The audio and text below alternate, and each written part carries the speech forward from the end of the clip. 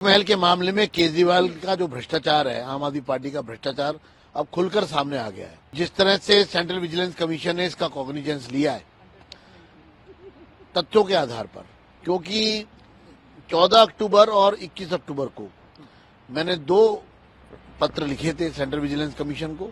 आसपास के बंगलों तोड़कर उसमें खाली करवाकर और टाइप 5 8 फ्लैट्स खाली करवाकर शीश महल से उसको अमलगमेट कर दिया गया, उसमें मिला दिए गए। शीश महल के मामले में केजरीवाल का जो भ्रष्टाचार है, आम आदमी पार्टी का भ्रष्टाचार अब खुलकर सामने आ गया है।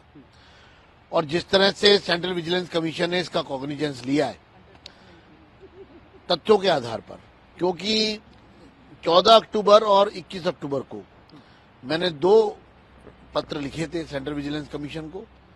और 14 अक्टूबर के पत्र में मैंने लिखा था कि जो ये शीश महल है, जो 6 फ्लैग स्टाफ रोड है, ये तो 10,000 गज से कम ओरिजिनल ये है, लेकिन आसपास के बंगलों तोड़कर उसमें खाली करवाकर और टाइप 5 8 फ्लैट्स खाली करवाकर शीश महल से उसको अमलगमेट कर दिया गया, उसमें मिला दिए गए और ये 50,000 गज के करीब चला गया। तो इसका ना तो लेआउट अमेंड हुआ है अभी, वो जो मिलाया गया सारा, जो 50,000 गज का पूरा एक एम्पायर बनाया गया, वो पूरा गैर कानूनी है। जो भवन बनाए गए वहां पर वो भी गैर कानूनी है।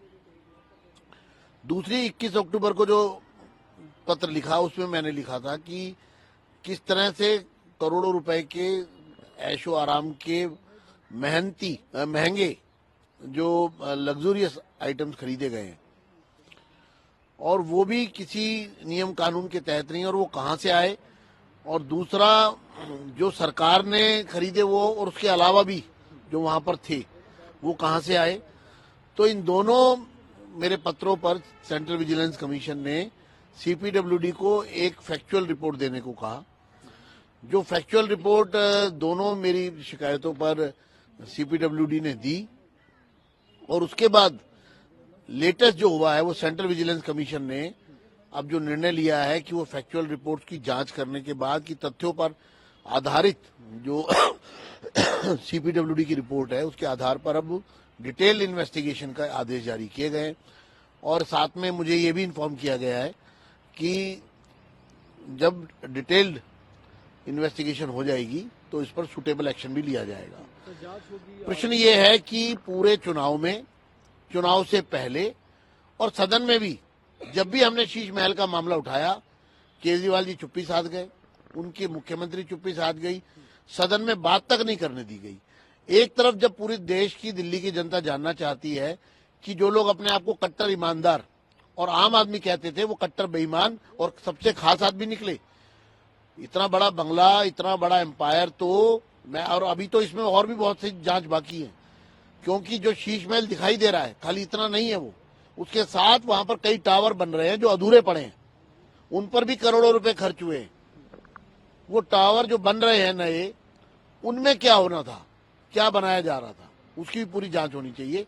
और इस पर सेंट्रल विजिलेंस कमीशन ने आदेश दिए हैं सीपीडब्ल्यूडी को कि इसकी कंप्लीट जांच कीजिए, एक डिटेल जांच कीजिए। मैं सीवीसी के इस कदम का स्वागत करता हूं। सेंट्रल विजिलेंस कमीशन ने इस पर कॉग्निजेंस लिया है। दूध का दूध और पानी का पानी होना चाहिए और ऐसे दोषियों को जेल भेजना चाहिए। इनके खिलाफ सख्त से सख्त कार्रवाई होनी चाहिए। जिन्होंने दिल्ली की जनता को ठगने का काम किया, विश्वास तोड़ने का काम किया, ये विश्वासघाती लोग हैं, इनको बख्शा नहीं जाना चाहिए। जिन्होंने दिल्ली को 10 साल बेहाल किया, दिल्ली की तमाम, आप सोचिए बारिश में क्या हुआ था, इन्होंने कोई काम नहीं किया, सिर्फ और सिर्फ भ्रष्टाचार किया। और एक तरह का भ्रष्टाचार नहीं, हर तरह का भ्रष्टाचार किया है। और मैं चुनौती देता हूं केजरीवाल जी को और उनकी पार्टी को कि आपके एक एक भ्रष्टाचार की हम पोल खोलेंगे